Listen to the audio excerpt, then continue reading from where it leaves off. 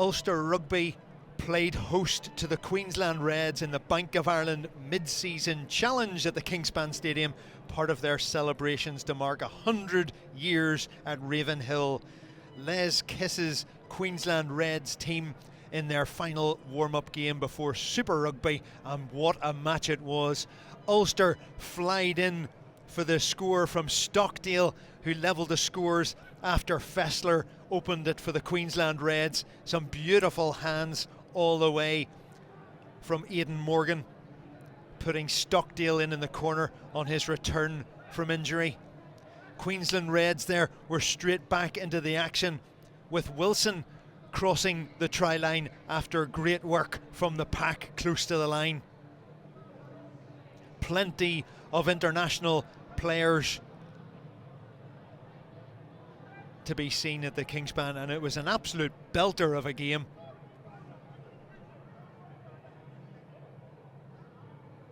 Harry Wilson ending up with the Player of the Match award.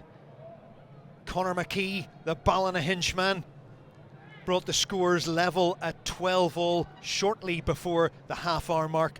Lovely interplay by the two centres, with McCloskey and Hume reforming a partnership after a long time out. Queensland continually throughout the game found holes in the Ulster defence and made them pay. This time captain Tate McDermott dotting down under the sticks just before half time to send the Reds into the lead. But it was a real celebration of rugby throughout the afternoon, and one of the many things Ulster had to celebrate was the return of James Hume in his first game back after an ACL injury, and he certainly hit the ground running. It was a really frenetic game of rugby. The lead changed hands multiple times, and in the second half the Queensland Reds wingers were prevalent.